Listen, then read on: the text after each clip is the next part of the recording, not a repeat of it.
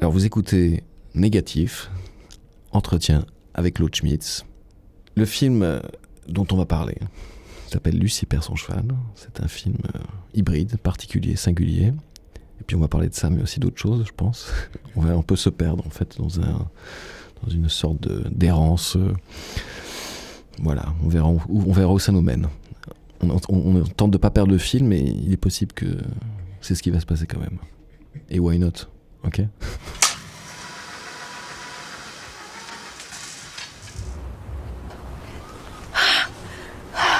Moi demain je vais partir avec mon épée. Pour ton travail. Ouais.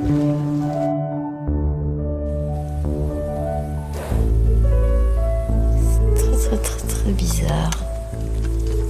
Qu'est-ce que je suis bien partie faire?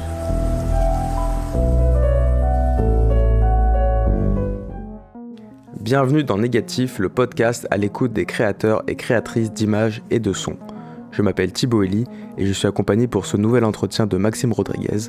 Bonjour Maxime. Bonjour. Aujourd'hui, nous sommes ravis d'accueillir pour la deuxième fois un invité avec qui nous allons à nouveau parler de la frontière entre réalité et fiction, de la mise en scène au cinéma comme au théâtre, de chevaux et de chevalerie, mais aussi des autres manières de raconter des histoires.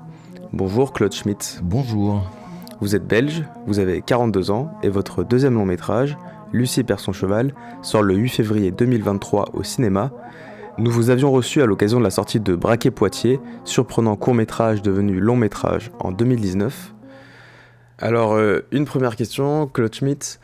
Je ne sais pas si vous vous souvenez de la réponse que vous nous aviez donnée il y a 3 ans à cette question. Qu'est-ce que vous diriez pour décrire ce que vous faites dans la vie aujourd'hui ? Est-ce que je me souviens de la réponse ? Alors, je crois pas du tout, non. C'est pour ça qu'on repose la question. Et donc, je vais répondre une nouvelle fois. Alors, mais c'est un piège, ça, parce que si je me rappelais ce que j'avais dit, donc je vais peut-être dire exactement l'inverse de ce que j'avais dit, ou quelque chose qui n'a absolument rien. Qu'est-ce que je fais dans la vie ?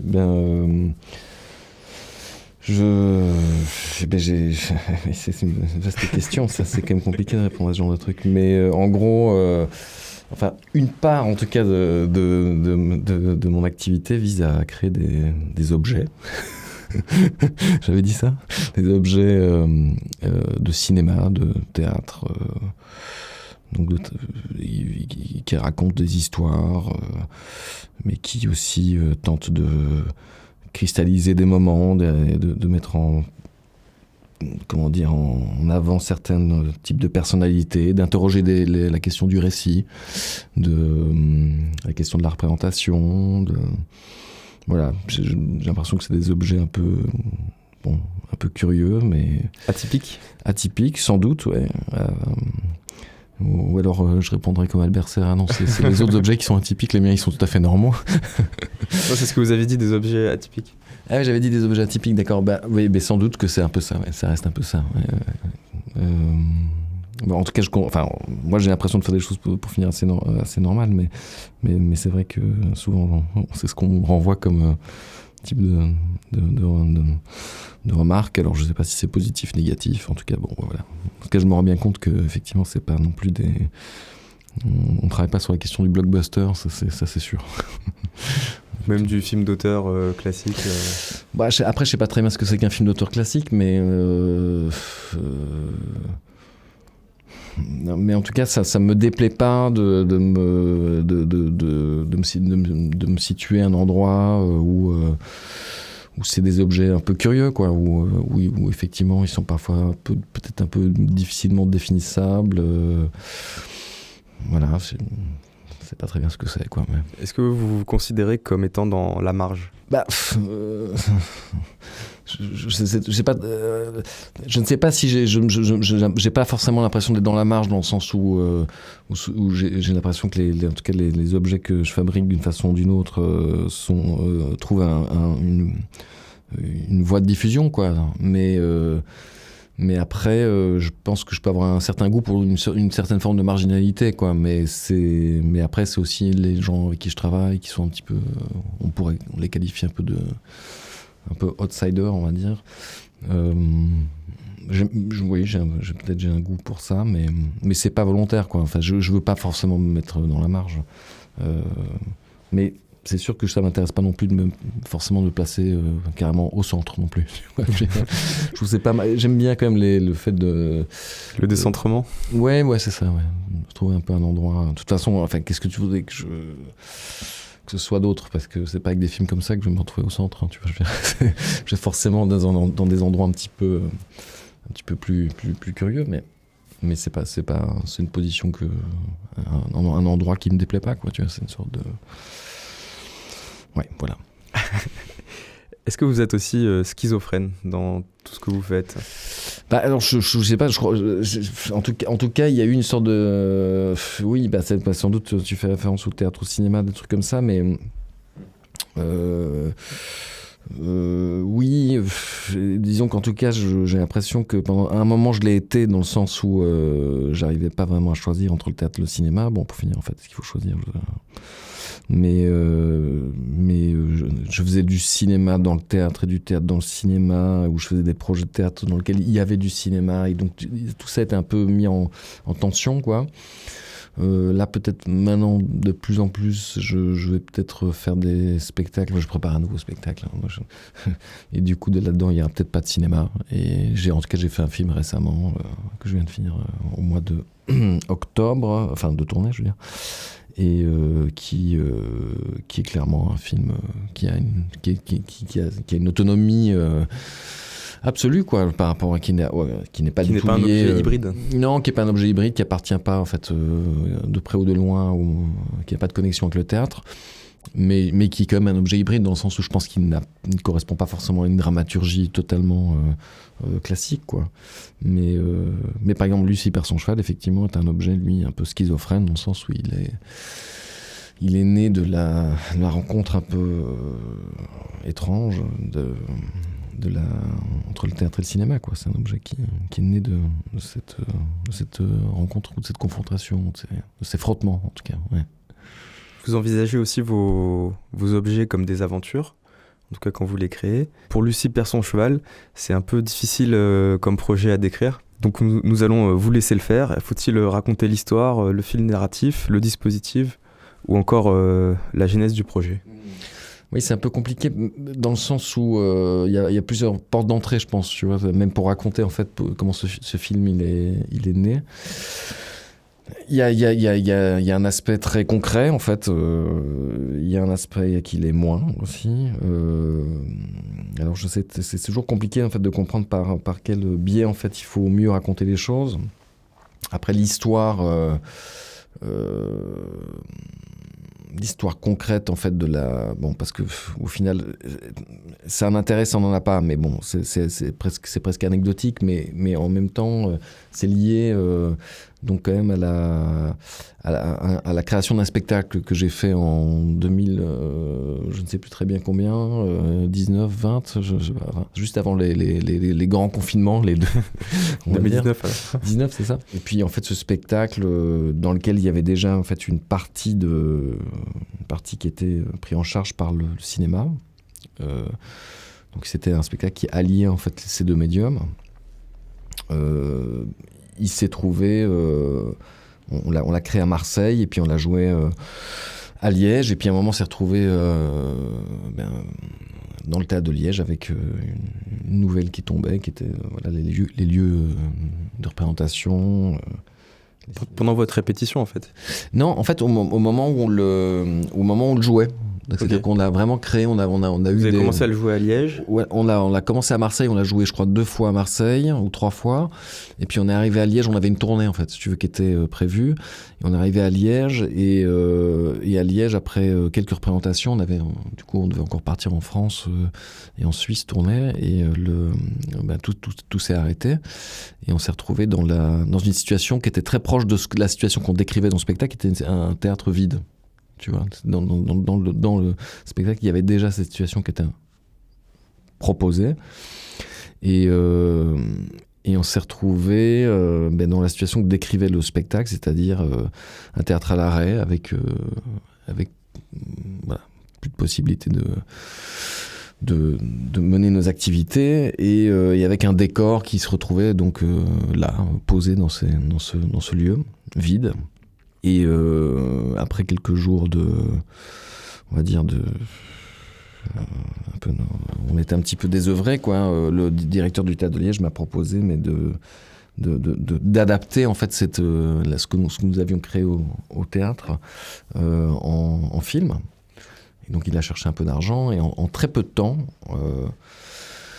on a monté cette production, je crois, en 10 jours. Parce qu'en fait, on a profité d'une sorte d'aide qui était donnée à l'époque, en fait, pour justement soutenir la création en temps de Covid.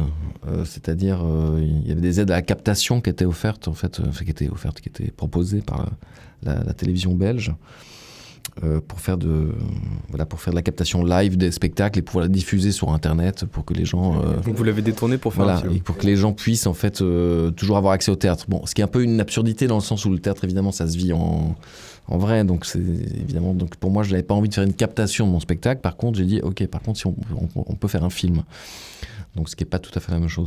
Et donc, en très peu de temps, en 10 jours, on a bénéficié de cet argent et on a décidé de transformer donc, le théâtre en studio de cinéma et avec une petite équipe de cinéma et des techniciens du théâtre de Liège, on a formé une sorte une espèce d'alliance un peu improbable et on a tourné en fait cette adaptation du spectacle, mais en déployant du coup le spectacle dans tous les lieux en fait du bâtiment. C'est-à-dire qu'en fait là où évidemment le spectacle ne se déroulait que sur un plateau de théâtre, là on a pu bénéficier des bureaux vides, des stocks de décors, enfin tout ça. Et donc tout ça est devenu en fait le lieu où se déroule ce film. Donc voilà, et après en fait on a fait du montage, on a essayé de créer une sorte de pont, un lien entre le film qui avait déjà été tourné dans les Cévennes et cette partie théâtrale. Le film tourné dans les Cévennes, donc c'était pour la pièce de théâtre. Oui, c'est ça exactement. Oui. Il y avait déjà le portrait donc de Lucie, comme on le voit au début. Lucie avec sa fille, avec sa grand-mère, sa mère. Et puis il y avait déjà la rencontre avec les deux autres chevaleresses, le rêve, tout ça. Mais sauf que cette partie-là s'arrêtait en fait au moment, à partir du moment où elle s'endormait dans la lande, l'écran en fait, si tu veux, de cinéma lui-même se levait et on découvrait le plateau de théâtre. Donc voilà. Donc une fois qu'on a tourné en fait qu'on a adapté le spectacle, après ça on a créé une jonction en fait entre ces deux matières filmiques et on en a fait un objet, qui est un objet forcément particulier parce qu'il n'est pas prémédité, on n'avait pas pensé qu'on allait faire un film et qui du coup fonctionne comme selon une dramaturgie qui n'est pas forcément classique et sans doute que si j'avais écrit le scénario, d'ailleurs je pense que je l'aurais pas fait, mais je l'aurais sans doute pas écrit, je veux dire, mais si je l'avais écrit, je l'aurais écrit de manière très différente. C'est-à-dire qu'en fait du coup c'est un film qui fonctionne par des ruptures, par des sortes de carambolages de style et de genre et ce que je trouve plutôt intéressant parce que il a cette singularité-là en tout cas. Ouais. Est-ce que vous aviez un texte pour la pièce de théâtre ? Oui, on avait un texte, mais le texte, il était... c'est les textes, en fait, c'est un peu de la même façon qu'au cinéma, c'est-à-dire qu'en fait, je travaille j'ai une sorte de conduite, en fait, qui est on pourrait dire une sorte de synopsis, on va dire, élaboré, quoi, une sorte de traitement, on pourrait dire, en cinéma. C'est-à-dire, en fait, un déroulé de scènes, et avec, en gros, un point d'arrivée, un point de départ et un point d'arrivée. Et après, avec les acteurs, avec les gens avec qui je travaille, on va commencer à inventer les scènes. Durant le processus de répétition, ils vont improviser des dialogues. À chaque représentation ? Non, durant tout le processus de répète. Et en fait, j'ai une assistante qui retranscrit en fait toutes ces improvisations, et puis en fait on relie ensemble avec les acteurs donc les improvisations qui sont du coup qui ressemblent à une sorte de texte en fait, puisqu'en fait c'est des improvisations retranscrites avec chaque fois Francis dit ça et patati, et donc du coup ça donne une sorte de matière textuelle qui en fait qu'on commence un petit peu à parfaire un peu, on dit tiens peut-être tu dirais pas ça, et au final là où il n'y avait pas de texte au début des répétitions, à la fin on a une sorte de texte, et donc en théâtre en fait en tout cas ils finissent par redire la même chose chaque soir, mais c'est leurs mots, et ça paraît quand même assez vivant, parce qu'en fait en réalité c'est pas comme s'il y avait eu un auteur derrière qui avait lui-même lisser en fait le style. Ça reste un langage quand même assez hétéroclite, quoi, on va dire. Et après, quand on a adapté le spectacle en film, on a rechangé en fait les dialogues. En fait, les acteurs les ont, on va dire, ils ont fait des variations autour de ces choses-là, où il y a des scènes qui sont ajoutées, il y a des scènes qui sont dans le film qui n'existaient pas dans le spectacle. Voilà, ça s'est un peu inventé comme ça, en partant de la base de ce que nous avions fait au théâtre, et puis il y a d'autres choses qui se sont passées, évidemment, quoi. Donc vous avez réinventé à partir du texte, ouais. Mais sans faire un scénario. Sans faire de scénario, ouais, exactement. Ouais. On a un peu suivi, en fait, en gros, la trame en fait, qu'il y avait dans le spectacle, mais forcément, en adaptant un peu tout, puisque on a inventé des scènes en plus dans les bureaux, dans la cafétéria, dans des stocks de décors, enfin, tous des endroits un petit peu qui nous intéressaient, tu vois, d'explorer. Voilà. Après, par exemple, toute la première partie qui se passe dans les Cévennes, là, il n'y avait pas non plus de scénario. Mais il y a presque une partie documentaire, en fait, au début, enfin c'est pas presque, elle est carrément documentaire, mais où Lucie était avec sa fille, dans cet endroit qui existe véritablement, qui est Saint-Laurent-le-Minier, qui est cette cascade, où vit véritablement sa grand-mère, qui pratique véritablement ce qu'elle qualifie d'une pratique qui s'appelle la métamorphose. Voilà, c'est vraiment une espèce de un espèce d'environnement que j'ai juste essayé de capter, d'enregistrer, et que je trouve intéressant, parce qu'il comportait une part d'ésotérisme, enfin de choses qui étaient propices à la rêverie. Et puis après, ce que moi je savais juste, c'est qu'il y avait on avait quand même amené des armures avec nous, et on s'était dit bon voilà, à un moment elle va se transformer en chevalier, et puis elle va rencontrer des chevaleresses. Mais on ne savait pas ce qui allait se passer avec ces chevaleresses. Donc encore une fois, tout ça est inventé durant le tournage, au fur et à mesure des jours. Voilà. Et pourquoi avoir fait de Lucie, du coup, qui est aussi une actrice dans la vraie, qui s'appelle aussi Lucie, oui, une chevaleresse? Parce que avec une armure, une épée, une cape, un chapeau, enfin un casque. Un casque, ouais. Mais elle porte d'ailleurs pratiquement pas son casque. Elle le porte sur le cheval. T'as bien vu, mais je crois qu'elle l'a vraiment. Oui, c'est ça, son cheval. Ouais.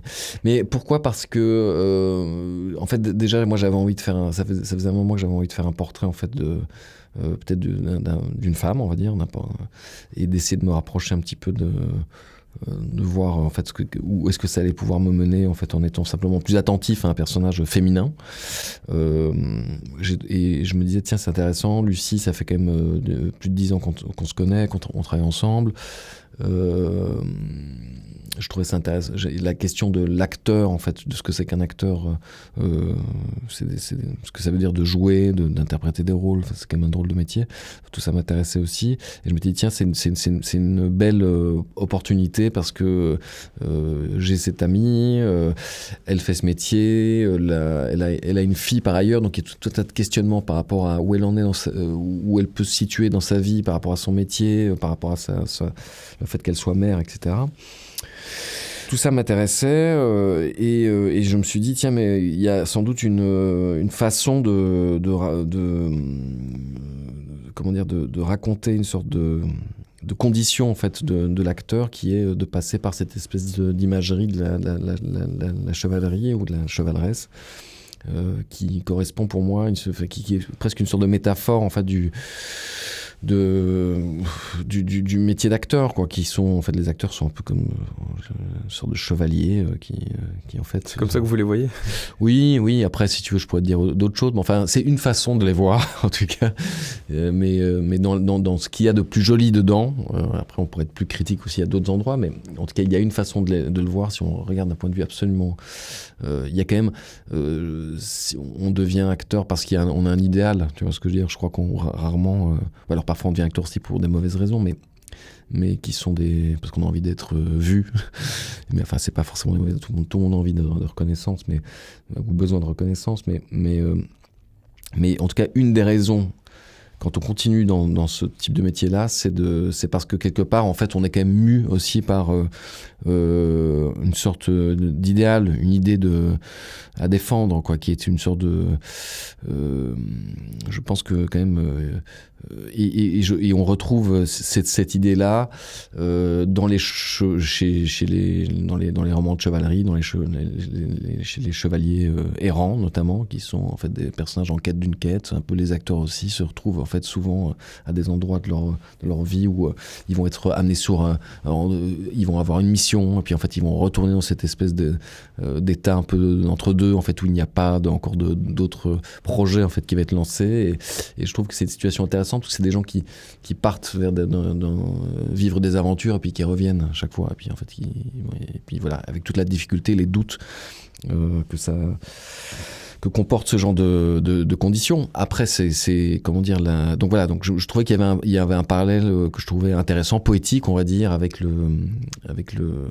des figures de chevaliers. Mais bon, voilà, on aurait pu choisir autre chose, hein, et puis je trouvais ça simplement beau aussi d'avoir une femme avec une armure sur un cheval. Et, voilà, il y avait tout ça. Mais mais ce que je dis correspond aux acteurs, puis en même temps, c'est un peu des questions qui sont liées à toute personne aussi, tu vois. C'est comment, en fait, comment être au monde, quoi, tout simplement. Voilà. Donc il y a cette partie documentaire, portrait documentaire de Lucie, et il y a aussi la question peut-être de sa transposition en personnage de fiction. Est-ce que vous avez pensé le film à travers ces enjeux psychologiques, de trajectoire de personnage, de ce qu'elle devient, de ce qu'elle montre, etc. C'est pas tellement l'aspect psychologique qui m'intéressait, mais plutôt de voir en fait comment le personnage, comme une sorte de Alice au pays des merveilles, pouvait être catapulté en fait d'un monde à un autre, quoi, comme si quelqu'un qui faisait des rêves dans des rêves, en fait, tu vois, il y avait des sortes de c'est plus, ce qui m'intéresse plus, c'est la question des glissements. Je dirais pas que la psychologie m'intéresse beaucoup, parce que bon, il y a des gens qui adorent ce type de questionnement-là. Moi, j'ai toujours un petit peu problème avec ça. C'est plutôt mettre en place des contextes dans lesquels un être va pouvoir se révéler, tu vois, c'est-à-dire mais ça peut être ce que je vais plutôt chercher, c'est une sorte de vibration plutôt que, on va dire, la révélation d'un état psychologique. Après, si tu veux, le mélodrame, ça m'intéresse. Il y a plein de choses qui m'intéressent, mais la psychologie, ce serait encore c'est plutôt, moi j'ai l'impression plutôt d'être à l'endroit de l'observation, tu vois, c'est-à-dire d'essayer de capter quelque chose en fait une présence, et après de la mettre peut-être dans un contexte qui est un contexte qui n'est pas forcément un contexte complètement rationnel, quoi, c'est-à-dire où il y a un contexte qui mute, qui va quelque chose qui va procéder par des espèces justement des métamorphoses, comme on le disait tout à l'heure, ou par glissement de terrain, ou bien par j'utilisais le mot carambolage, mais ce genre de, tu vois, des endroits où ou par des digressions, si tu veux. C'est en fait, j'ai l'impression que l'être ou la personne, le portrait en fait qu'on peut, parce que voilà, moi je pourrais dire qu'en fait le film c'est une sorte de portrait inventé, tu vois.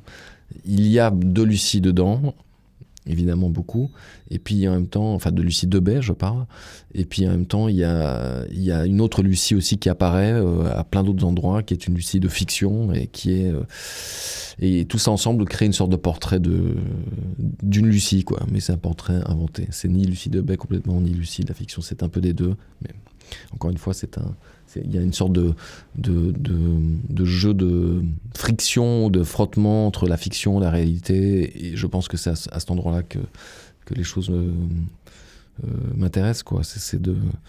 Voilà. Ça veut pas dire qu'il peut pas y avoir des moments où le personnage se livre sur certains états, en fait, intérieurs, mais c'est en tout cas pas la ligne psychologique n'est pas celle que je cherche en premier, quoi, tu vois. Parce que je sais pas très bien ce que ça veut dire, en fait, je crois, la psychologie, mais j'ai l'impression que c'est un peu... Oui, je préfère être dans l'observation. Du coup, par rapport à cette posture d'observation, quand vous discutez avec Lucie, votre actrice, de ce projet, de ce qu'elle va faire, alors à la fois au théâtre puis au cinéma, comment est-ce que vous dialoguez avec elle ? Vous le dites d'emblée, ça va être un portrait de toi, ou vous êtes moins clair dans vos intentions ? C'était peut-être en plus pas clair pour vous. Oui, c'est ça. Je pense que tu vois, les choses en fait se sont définies en fait en les faisant. Tu vois, donc c'est toujours. C'est pas un projet, tu vois, pour lequel j'arrive avec une dramaturgie totalement claire et avec des enjeux précis. Même si je peux parler de... Oui, je pense que même la question du portrait, en fait, j'ai l'impression que je me suis rendu compte que ça devenait ça à partir du moment où on a commencé à monter la première partie, que... Enfin non, je pense qu'à mon avis, je dois avoir quand même une certaine idée sur cette... Je pense que l'idée du portrait était quand même claire, à mon avis. Mais tu sais, c'est très compliqué en fait d'arriver en fait à surtout sur des projets comme ceux-là, qui sont des projets qui s'inventent en même temps qu'ils se créent, de comprendre par où en fait les choses sont arrivées, quoi. Qu'est-ce qui a été le déclencheur, qu'est-ce qui a été la ligne directrice. Donc effectivement, quand je me retrouve avec Lucie, et qu'on discute, je pense qu'on discute surtout à l'endroit où on est, c'est-à-dire en fait au moment où on a telle chose à faire, on va discuter, bon, et après moi j'essaie de pas trop parler non plus, enfin je sais pas comment dire, j'essaie de mettre un endroit en fait encore une fois où en tout cas pas dans un endroit de direction, d'acteur, mais plutôt effectivement c'est une sorte d'accompagnement avec des propositions de contexte, encore une fois, tu vois, je pense que c'est vraiment ça, je veux dire et qu'est-ce qui se passe s'il se passe ça maintenant, ou si tu arrives dans tel endroit, tu vois. C'est... En tout... Je ne sais pas si ça passe tellement par un dialogue ou plutôt des déplacements, en fait, si tu veux, si le fait qu'on va se déplacer dans les Cévennes en fait n'est pas déjà en fait quelque part peut-être presque la discussion la plus fondamentale qu'on pourrait avoir, elle va juste se situer dans le voyage, en fait, si tu veux.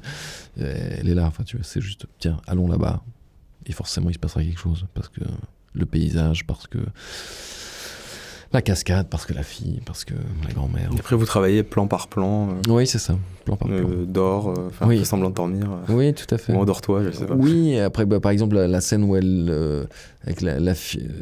oui, oui, vraiment, c'est des choses qui ont été vraiment faites dans l'ordre chronologique, quoi. C'est presque du tourné-monté, quoi. C'est-à-dire qu'il y a très peu de choses qui sont déplacées dans le temps, même au niveau, je parle au montage. C'est vraiment des choses qui ont été... vraiment pensé chaque fois comme une sorte de...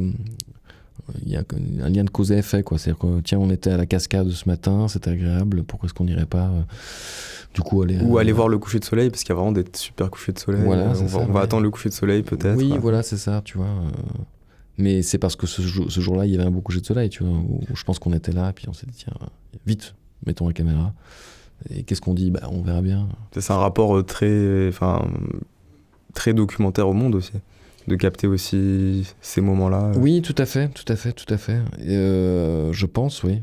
Après, oui, c'est ça, mais c'est encore une fois, c'est un frottement, parce que si tu veux, et en même temps, elles ont une armure, et en même temps, voilà, c'est espèce de, encore une fois, il y a une tension, quoi. Oui, il y a un frottement entre le réel, et puis des artifices, tu vois, voilà. Peut-être qu'on peut, tu vois, on peut parler d'artifices dans le sens où il y a les armures, c'est un artifice. Mais Mais c'est ça que je trouve joli, quoi, c'est cette espèce de tension-là. Mais encore une fois, c'est lié à ces projets-là. Enfin, tu vois, ce projet-là particulier, il y a d'autres projets qui sont plus écrits aussi, tu vois. Donc c'est pas forcément... Chaque projet trouve sa forme et sa méthode. Voilà, c'est ça. Je pense qu'en fait, si tu veux, ça, pour moi, c'est important. Je n'ai pas de méthode, tu vois. Je n'ai vraiment aucune méthode. Et je souhaite pas forcément en avoir une. C'est-à-dire que j'essaye que, effectivement, chaque projet trouve sa propre logique, tu vois. Et c'est ce qui fait aussi que les choses restent vivantes, quoi. Parce que sinon, en fait, si on applique une méthode... je crois que les gens disent qu'ils ont des méthodes pour se rassurer, parce qu'en fait ça permet de cadrer les choses, de dire moi je fonctionne comme ça, pas autrement, etc. Mais en fait ça t'empêche aussi d'être disponible en fait à tout ce qui pourrait arriver qui ne serait pas de l'ordre de la dans lequel il n'y a pas de méthodologie, quoi. C'est en fait la vie ne fonctionne pas de façon méthodique, hein, je veux dire. Donc tout est justement donc il faut justement, ce qui est beau, c'est de se dire juste de comment accepter d'être débordé par les choses, de déborder par accepter de perdre pied, de perdre le fil, justement comme on dit dans le film, parce que en fait c'est ce qui est le plus intéressant, je crois, souvent. Enfin en tout cas c'est un endroit où moi je me sens à l'aise, quoi. Je me sens pas perdu, quoi. Enfin j'aime bien être perdu, mais dans un sens positif. Et bien perdu. Sur ce rapport aux actrices. Oui. Je viens de perdre le fil. Ah, tu perds le fil. Intéressant, mais c'est là que ça va devenir intéressant. Je suis bien partie faire.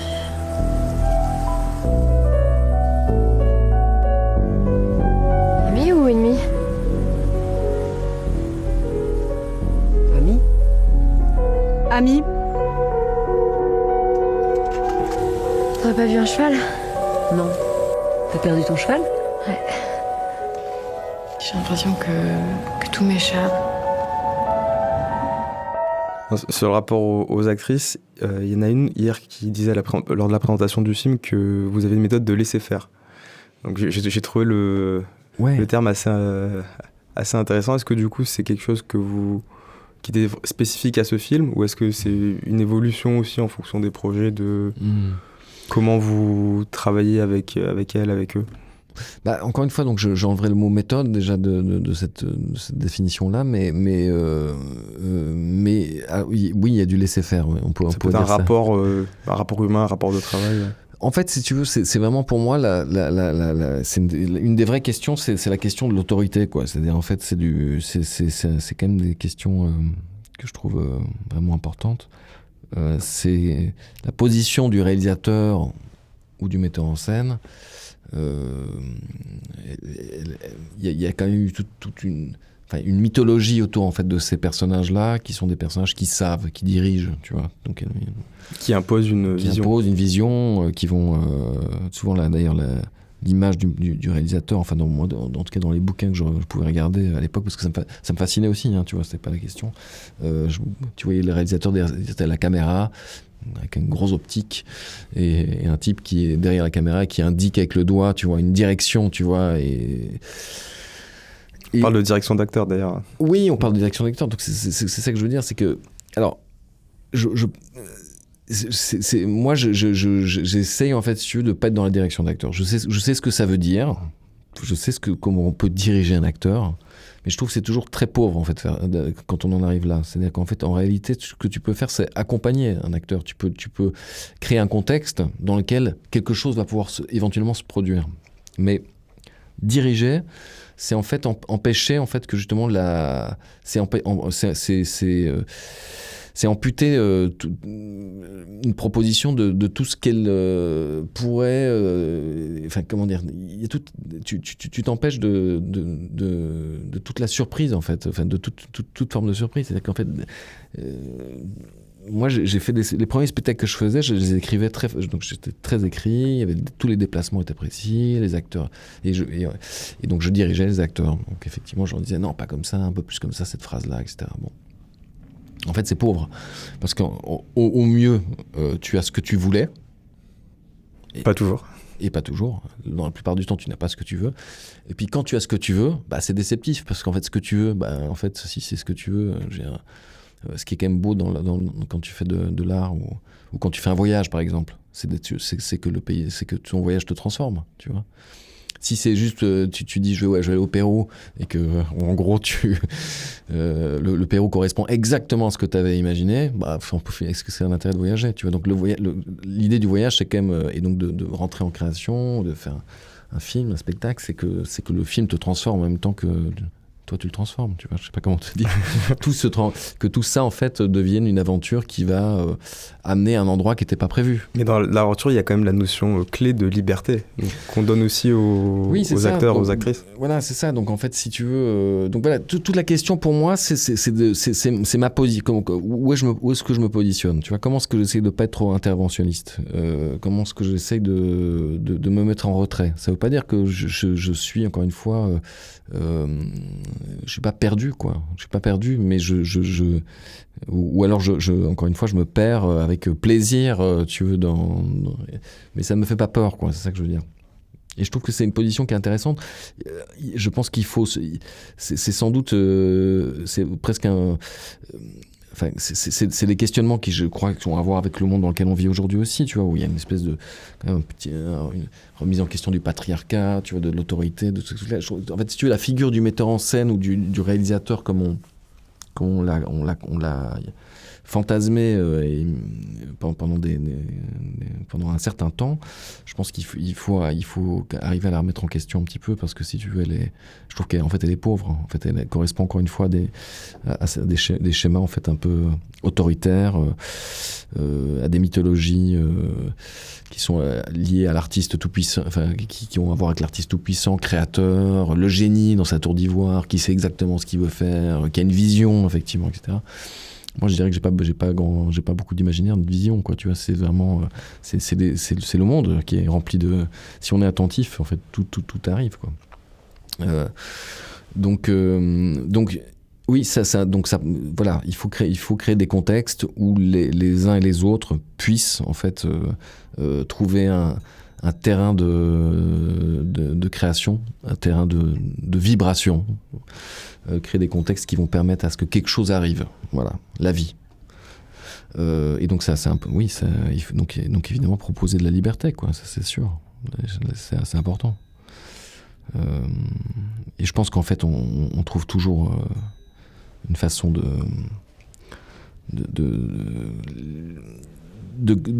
on trouve là-dedans il y a du sens, quoi. Il y a du sens à tous les endroits, et en fait ça fait des films, ça fait des spectacles, il n'y a pas de problème. En même temps, dans cette liberté, vous avez quand même au cinéma la nécessité de trouver un cadre pour filmer. Est-ce que là, c'est pas affirmer aussi votre autorité ? Ouais, mais c'est vrai, tu as raison. C'est-à-dire qu'effectivement, alors, on parle de cadre, on parle de cadrage. De toute façon, effectivement, déjà la caméra, effectivement, il y a un point de vue, de toute façon. Donc il y a tout un tas d'endroits, en fait, où, si tu veux, effectivement, il y a quand même quelqu'un qui va... comment dire, oui, cadrer les choses, comme tu dis. Délimiter aussi. Oui, mais en fait, c'est créer. Mais pour moi, c'est plus ça a à voir avec le fait de créer une sorte de cadre de sens. En fait, tu vois, je veux dire, quand tu crées un cadre de sens, à l'intérieur de ça, il y a beaucoup de choses qui peuvent circuler. C'est juste ça, en fait. Tu veux, c'est ce qui va délimiter, en fait, si tu veux, peut-être que si on sort de ce cadre de sens-là, ben en fait, on rentre dans cette zone où, en fait, ça pourrait être tout et n'importe quoi, tu vois. En fait, le cadre de sens que j'essaie de dessiner, mais il est, en fait, ce cadre de sens, il est relativement, il est assez ouvert. C'est de dire, par exemple, allons dans les Cévennes avec des armures, et puis on verra ce qui se passe. Tu vois, ça, c'est un cadre de sens. Et alors, dans le cadre de sens, il y a des petits cadres, il y a des cadrages, etc. Mais ceux-là, ils sont imaginés. Après, il faut bien faire. Si on fait du cinéma, il faut bien un moment qu'il y ait un point de vue à des endroits, et qu'on préfère enregistrer ça plutôt que ça. Donc, il y a des choix, il y a des décisions, mais elles se font. Encore une fois, pas forcément selon un plan qui est prémédité, qui est autoritaire et qui empêche toute porosité avec le réel et avec les autres. Et ça reste assez souple, quoi. C'est ça que je veux dire. Mais t'as bien raison, il y a forcément un endroit où en fait il y a quand même quelqu'un qui garde le statut d'ingénieur du son, et heureusement. Il y a quelqu'un qui garde le statut de chef opérateur, et heureusement. Parce que sinon, en fait, on pourrait pas faire les choses, tu vois. Parce que moi, je suis incapable de faire du son, tu vois. Je dirais, je suis incapable de... Enfin, je comprends pas grand-chose à la caméra. Donc, les gens, certaines personnes ont des compétences plus grandes que d'autres. Et après, ce qui est intéressant, c'est de rentrer dans un dialogue, si tu veux, où en fait, il n'y a pas forcément d'une hiérarchie qui paraît trop rigide. Mais tout ça, encore une fois, je te parle de projets comme celui dont on est en train de parler là maintenant, tu vois, Lucie perd son cheval. Donc il y a des endroits où c'est peut-être un peu différent. Et c'est pas forcément toujours problématique qu'un scénario soit très écrit. Moi, encore une fois, je viens de tourner un film avec un scénario très écrit, il y avait un plan de travail. Et j'ai aimé. Ça vous a pas angoissé ? Non, ça m'a. Disons que je me suis dit à des moments, putain, mais c'est vraiment pénible parce qu'en fait là il se passe un truc là et en fait on peut pas le faire parce que on te dit en fait non, t'as 1 heure pour tourner ce plan là, et donc si tu veux tourner ce qui se passe juste à côté, en fait tu vas pas pouvoir faire ce plan, celui qui était prévu. Donc ça me pose des questions à plein d'endroits, mais c'est un exercice en tout cas que j'ai trouvé intéressant à faire parce que justement il me remettait à un endroit effectivement où les choses justement dans une tension intéressante, je trouve. Et après, enfin par rapport à une façon de faire du cinéma qui à la base m'est étrangère, mais que je connais un petit peu par ailleurs parce qu'au théâtre j'ai pu travailler de cette façon-là à une certaine époque. Et après, ce qui m'intéressait dans ce projet aussi, c'est que c'est un projet qui est un projet de cinéma dans le sens où il utilise le genre du polar. Donc on a fait un polar, quoi. Et que du coup, en ce sens-là, je trouvais ça intéressant d'utiliser en fait tous les moyens du cinéma pour des codes du film de genre et de voir. Enfin voilà. Après, on verra bien si le film sera raté. Puis, mais pour finir, mais là, on est en montage, on termine le montage, mais j'ai quand même tendance à penser que c'est quand même pas si nul que ça. Bon, on verra bien. Mais c'est différent de ce qu'on a fait avant. Peut-être ça va déstabiliser un petit peu les gens. Ils vont dire, mais mon Dieu, il est tombé dans un cinéma bassement commercial. C'est pas vrai en plus. Parce que c'est un film qui est assez déstructuré, je crois. Mais bon, soit. Faut que j'arrête de penser. En plus, je me rends compte que j'ai arrêté de penser à ma fille. Et pourquoi tu l'as pas prise avec toi ?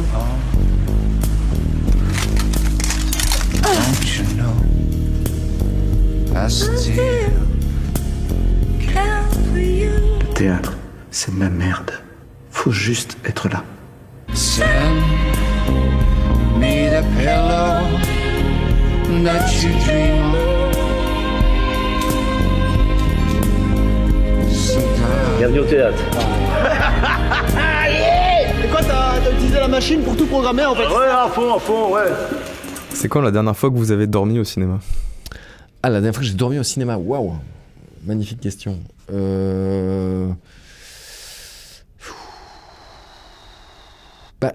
Je me souviens, enfin, j'ai un souvenir de m'être endormi, mais ça remonte il y a longtemps. Donc la dernière fois, je ne sais pas. Mais assoupi.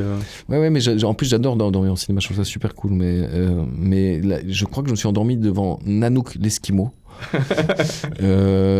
C'était à la Cinémathèque à Bruxelles et il y avait un mec qui jouait du piano, tu vois, en direct. C'est un ciné-concert. Oui, ils accompagnent souvent les films muets avec un pianiste, quoi.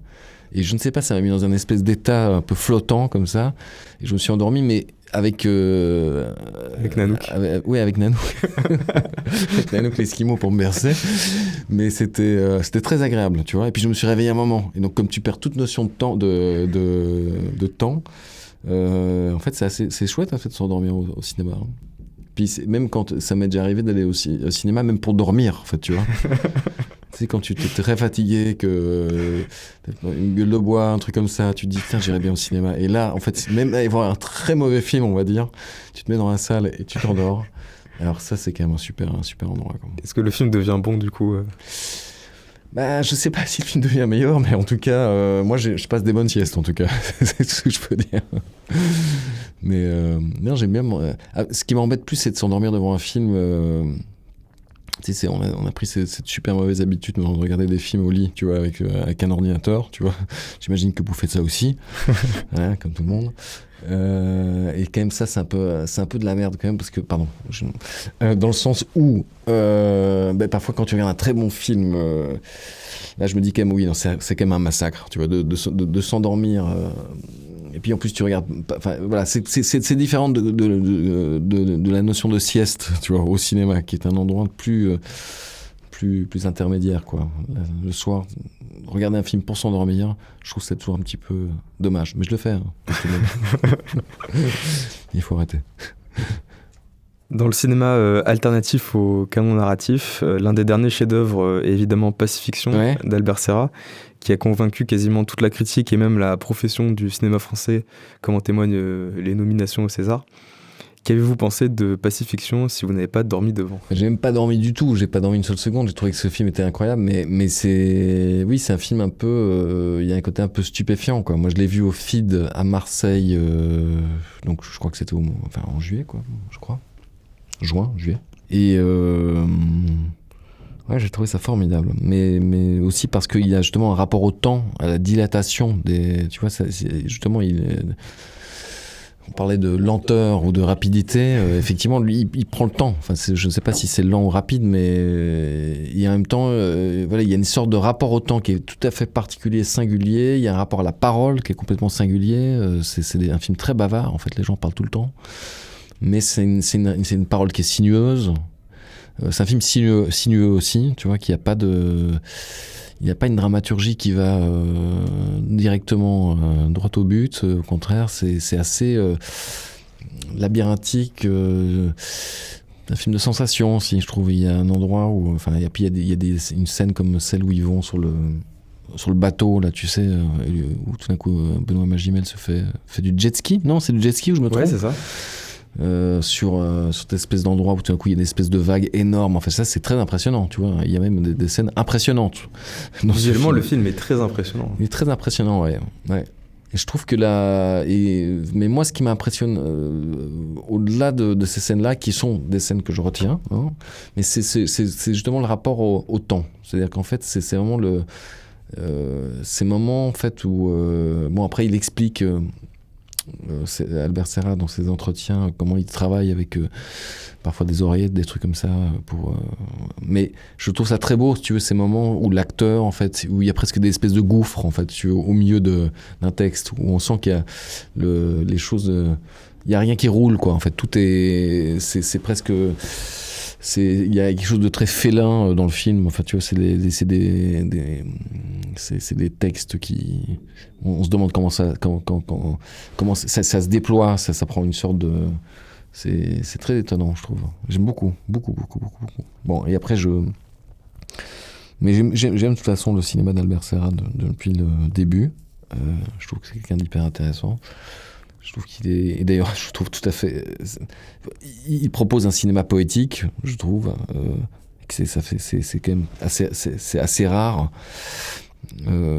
Et moi, je suis très content qu'évidemment le film ait du succès, entre guillemets, tu vois, parce que c'est une proposition qui est quand même très singulière. C'est étonnant même que ça fonctionne. Je sais pas si ça fait tellement d'entrées que ça, en fait, hein. Je parle de comptabilité là, mais en tout cas, mais bon, tout le monde est quand même d'accord pour dire que c'est un film, je pense, qui est important. Est-ce que vous pourriez réaliser une série pour Netflix ? Mais je pense pas, parce que je crois que je suis très mauvais là. D'abord, je pense qu'il me proposerait jamais.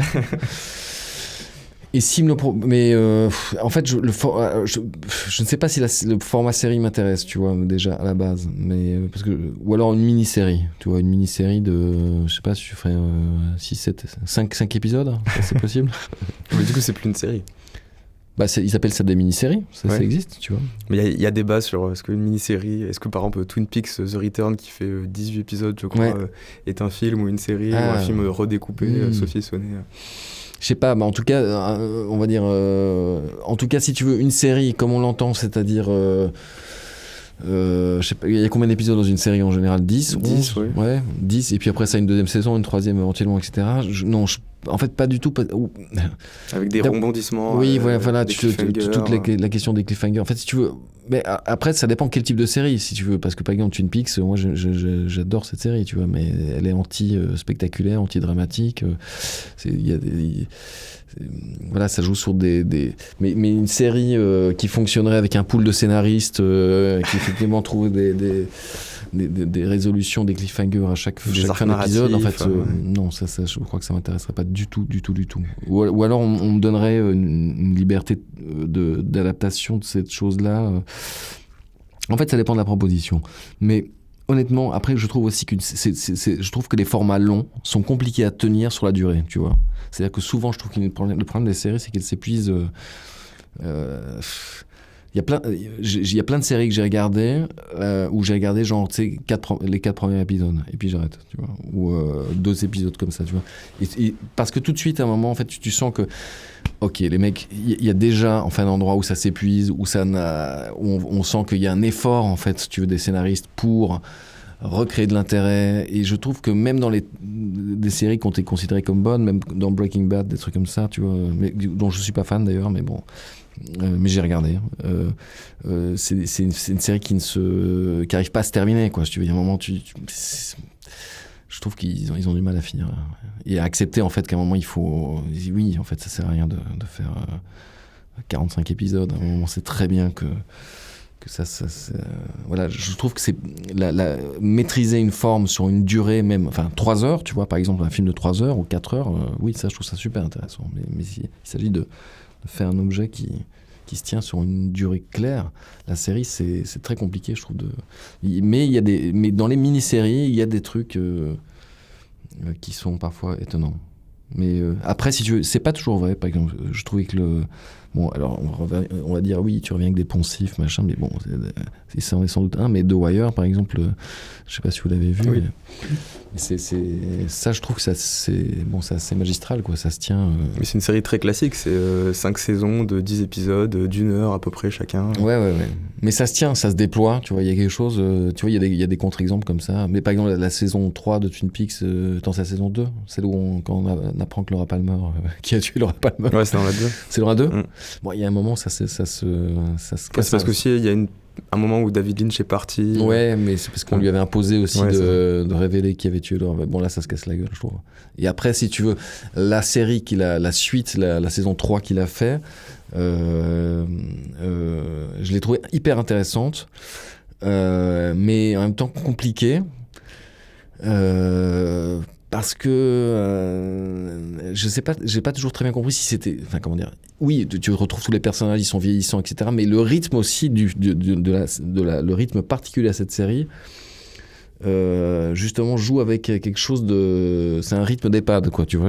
Justement, il y a quelque chose justement, mais c'est très méchant. Le personnage principal devient un légume. Oui, il y a tout ça, mais si tu veux, mais même intrinsèquement le rythme lui-même de la série, bon, évidemment tout ce que ça raconte, je le comprends, mais j'ai l'impression que lui-même, mais que dans le rythme, c'est un rythme très particulier. Après, je ne sais pas complètement s'il est tout à fait trouvé, je ne sais pas, mais après il y a des fulgurances, des choses que je trouve absolument magnifiques. En fait, ça m'a plu dans sa globalité, quoi, comme une aventure tout à fait singulière. De toute façon, mais David Lynch, moi, je suis absolument. Ça reste pour moi un cinéaste très, très, très important. Je trouve que c'est formidable, quoi. Voilà. Rien à voir avec Albert Serra, mais peut-être quand même, oui, d'une façon ou d'une autre, parce qu'il propose des dramaturgies non conventionnelles, alternatives. Des rapports au temps aussi qui sont pas, tu vois, je parlais de manière de filmer les acteurs aussi là. Oui, David Lynch, il retrouve ses acteurs, il filme aussi ce qu'ils sont devenus. Bien sûr. Il les retrouve. Bien sûr. Et après, si tu veux, moi je trouve que ce qui est très beau aussi chez David Lynch, évidemment, c'est cette façon de proposer des dramaturgies qui sont complètement qui fonctionnent comme des mystères, en fait, tu vois, plus que comme des énigmes, dans le sens qu'il n'y a pas forcément moyen de les résoudre, tu vois, c'est pas des énigmes où tu pourrais dire, en fait, je vais trouver la clé, parce qu'il y a quand même des gens qui passent leur temps sur Allociné, ou je sais pas, ou sur d'autres sites, à essayer de trouver, en fait, le véritable montage, en fait, la solution à Mulholland Drive, ou Mais en fait, en réalité, ce qui est beau, c'est que ça reste des films totalement mystérieux, quoi. C'est-à-dire que tu peux le regarder 10 fois et en fait, tu vas. Il y a toujours des zones où tu vas. Où il y a un film comme Inland Empire que j'ai revu il y a 1 an, je crois, ou 2 ans, au cinéma. Mais franchement, moi j'ai trouvé ça prodigieux, mais c'est un film. Comment dire, bien malin celui qui pourra. Mais David Lynch ne le sait sans doute pas lui-même. Enfin, tu vois. Dans les entretiens, il répond pas aux questions. Oui, mais il a bien raison, parce que je pense que de toute façon, tu vois. Il parle de méditation transcendantale. Ouais, voilà, c'est ça. Mais je trouve ça. Mais oui, de toute façon, voilà, c'est des objets qui sont faits, c'est des supports à rêverie, quoi, tu vois. Je veux dire, c'est ça qui est beau, c'est qu'à un moment, c'est des objets qui sont là pour. Pour finir, tu te l'appropries, tu en fais ce que tu veux, ça résiste à des endroits, ça te. Et puis il y a d'autres. Et quand tu les revois, en fait, il y a des endroits qui te marquent plutôt qu'à des visions précédentes. Bon, voilà, par exemple, je me rappelle, je sais pas, dans la dernière fois que j'ai vu Inland Empire, il y a une phrase qui dit à un moment, un personnage dit Act has consequences. Les actes ont des conséquences. Ok. Je sais pas pourquoi ça m'a marqué. Des jours, je me dis, les actes ont des conséquences. Oui, c'est intéressant, oui. Effectivement. Act has consequences.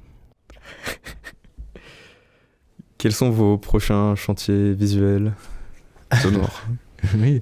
théâtraux, si tu veux le film là que je termine là maintenant. Le polar. Le polar, oui, exactement. Donc là, on est en fin de montage. Qu'est-ce que ça raconte Alors, qu'est-ce que ça raconte? Donc, c'est un film. Alors, c'est un film. C'est une histoire de. Il y a un détective privé. Donc, tu vois, on est vraiment dans le. Voilà. Il y a des trafiquants de drogue espagnols. Il y a des bikers du sud-ouest. Voilà. Il y a un pilote, un Marines américain. Il y a un pilote d'hélicoptère Marines américain. Il y a une femme fatale. Enfin, il y a tout un tas de choses, enfin tout un tas d'éléments, enfin, que tu vas retrouver qui appartiennent comme ça à tout un corpus de films qui appartiennent, qui vont avoir avec les années 80 peut-être un peu, tu vois. Bref, parfois des films qui sont justement, j'ai voulu en fait, si tu veux, faire un film qui reprenne un peu tout un tas de codes ou d'archétypes qu'on retrouve dans des films en fait que moi j'ai regardé quand j'étais adolescent. Mais j'ai regardé pas parce que j'avais forcément envie de les voir, mais c'est juste parce c'est ce qu'on nous donnait à voir à l'époque, tu vois. Ça peut être des films de Steven Seagal, comme des films de Chuck Norris, ça peut être des films. Donc parfois des films très testostéronés, tu vois, et puis en même temps avec des figures très masculines, des figures masculines très fortes, pas toujours très subtiles, un rapport au genre et au genré justement très carré. Et donc dans ce polar, il y a un peu toutes ces figures-là qui interviennent, mais ça raconte, c'est un polar qui justement se passe aujourd'hui, en 2023, et donc ces figures sont un peu des figures vieillissantes, parce qu'elles appartiennent réellement à un monde qui s'est effondré, on pourrait dire, un mode de représentation du monde qui s'est un peu effondré. Et moi, très personnellement, j'ai identifié le moment de cet effondrement comme étant le 11 septembre 2001, parce qu'à l'époque, moi j'avais 20 ans, et que tout d'un coup, j'ai vu ces tours qui s'effondraient, et que c'était comme mon rapport même aux États-Unis, non pas que je suis pas complotiste, hein, mais c'est mon rapport aux États-Unis, tout ce qu'on m'avait raconté sur ce que j'avais mangé sans avoir de regard critique dessus, en fait, si tu veux, voilà, s'effondrait un peu en même temps que ces tours. Donc, c'est un film post-11 septembre, de toute façon, mais qui parle d'effondrement. D'ailleurs, il y a les 11 septembre dans le film, enfin une évocation du 11 septembre dans le film. Et ça parle de ces personnages, de ces figures qui sont des figures qui ont mal vieilli, qui sont en train de disparaître, quoi. Et voilà, c'est un film de genre qui s'effondre, qui s'écroule, avec des mecs qui enquêtent sur eux-mêmes, en fait, presque. C'est presque qu'ils font une enquête sur ce qu'ils sont devenus eux-mêmes, puisqu'il y a un personnage dedans qui est le détective privé, qui enquête sur son frère jumeau qui est mort. et dans des circonstances particulières. Et donc, au fur et à mesure qu'il enquête sur son frère jumeau, en fait, on se rend compte qu'il enquête sur lui-même, sur son double, sur une figure masculine, un peu désuète et qui est vouée à disparaître. Donc voilà, c'est un film, un peu particulier. Mais il y a tous les ingrédients, si tu veux, il y a des scènes de fusillade, il y a un hélicoptère, il y a des courses-poursuites en voiture, il y a des grosses motos, il y a tout un tas de trucs comme ça. Donc c'était assez rigolo à faire. Ça s'appelle comment ? Ça s'appelle L'autre Lawrence. Et Lawrence, c'est le nom du gars. Et donc l'autre, c'est c'est le frère, quoi. Et c'est un film... du coup, là, tu vois qu'on a fait avec un plan de travail, avec tout ce que tu peux imaginer, avec une organisation beaucoup plus précise, mais j'ai l'impression d'avoir quand même gardé une sorte de liberté à l'intérieur de ce cadre beaucoup plus défini.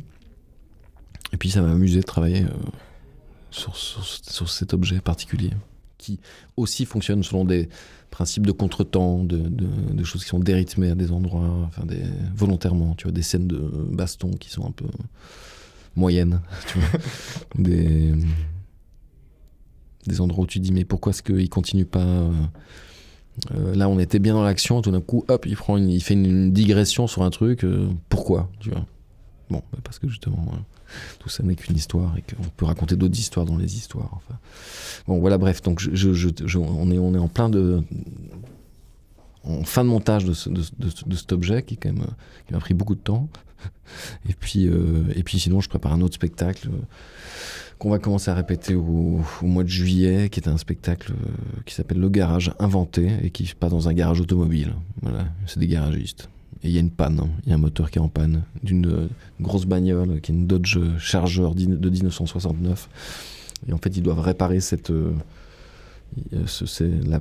moteur pour que cette voiture puisse être utilisable par le patron du garage, qui va se marier et qui veut partir en voyage de noces avec. Voilà, en gros le pitch, si on veut.